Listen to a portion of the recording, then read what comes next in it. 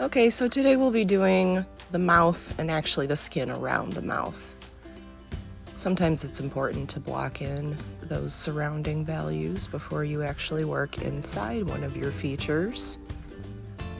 So you'll see me adding large areas of white and black that kind of correspond to my photo. So as I'm applying these chunks of value around my face, I'm also using them to shape other features, paying attention to the shape of my mouth, the shadows around my nose, my nostrils, and remembering to follow the curved contour of my face. In large areas, a lot of times what I'll do is block in with the side of my pastel. So you can see how that allows me to put down larger areas of pastel at once and possibly work a little bit faster. Now, you'll see me use the white to shape some of the highlights and the shadows that you can see here, and then curving around for the cheekbones and the edge of my chin. When I start to add the shadow side of my face, I actually unwrap the pastel and use the side of the black with a very light pressure. I don't want to push very hard because this ends up being a soft gray. It's not going to be a very harsh dark black, so I don't want to push really hard. So pressure is really important here. Next, you'll see me take the white pastel and I'll be adding a layer over the black. This is going to give me a nice kind of soft mid-tone gray, and it's also going to help me with the concept of filling in the speckled skin tone, because that can get a little bit annoying. So the key to getting the pastel to really sit nice and smoothly is to blend the black and the white together. So now you can see that when I add a layer of white over the black, it really tones it down to a gray. It doesn't feel as harsh anymore, and also putting a little bit of pressure against the paper helps with the blending simultaneously. So when I apply the extra pastel, I also make sure that I'm following the curved contours of my face. When you go above the lip, remember that you have this little indentation. We often call it the Cupid's bow. One side of your drawing should curve one direction and the other side the other direction. Think about how things would feel if you touched your face applying something like lotion, makeup, or sunscreen.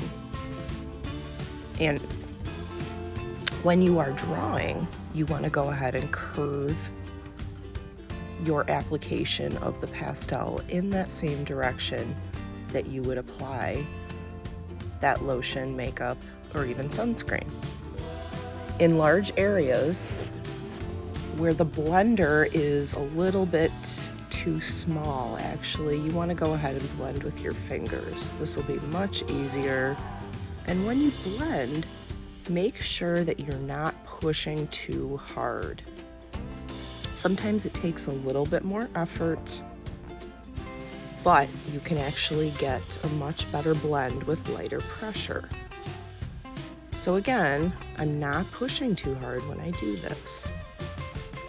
Layers of pastel built on top of each other are going to be much more effective than harsh pushing, softening, or blending of one heavy layer.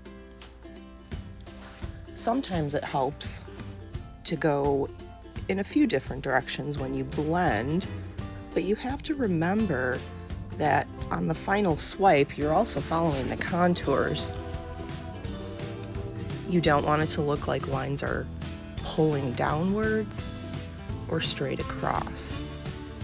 So use your finger in the curved motion.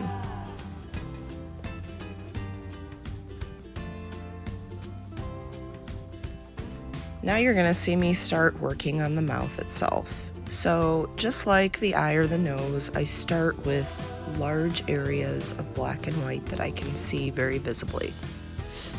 When I apply pastel into each of my top and bottom individual lips, I use a curved motion and a curved stroke of the pastel. Your lips are three-dimensional, and in order to intensify that effect, you're going to want to curve. Now, this may seem tedious or like it's going to take a long time, but that's okay because this is what you're going to do if you want this to look correct.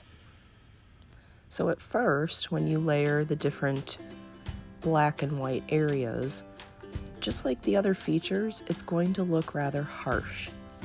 Make sure that you're curving in the right direction and really observe where your highlights, midtones, and shadows are. Look at the shape of each highlight, the shape of each shadow, and follow those different areas when you apply the pastels. Now the lips are an area where you're probably going to benefit from using the blending stump. Use a curved motion when you blend the strokes of your pastel, just like you did when you applied it to the paper. You will again intensify this three-dimensional effect. You need to pay particular attention to values. Ask yourself, what is darker? Are the lips darker than the skin around it? Or is the skin darker than the lips?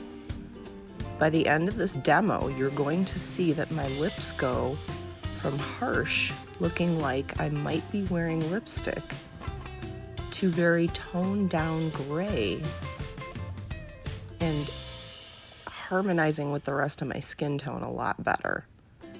Right now though, I have to start with some really visible values that I can work with.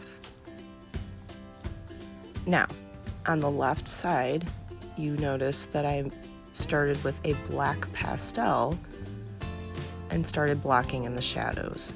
But what I do over this is I add a layer of white. Depending on how hard I push is going to affect the brightness of the pastel. If I use soft pressure, I'm going to get a very soft gray. If I use harsh pressure, I'm going to get a very bright white. So once again, you'll notice the blender is going to help smooth out some of those lines, but also I want you to remember that the lips have just a little bit of texture. So it's actually okay to leave some of those lines showing a little bit. So as you continue to work on this, don't forget to observe the skin around your lips. You may need to use some of those pastels to shape under, over, and around. And don't forget that you can also scrape areas that are a little too heavy, or you could even use your white eraser.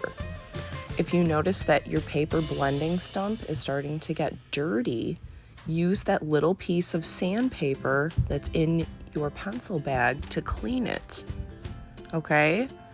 So by the end of this video, you can see how my lips will change from, again, kind of harsh and obvious to a little more mid-tone gray.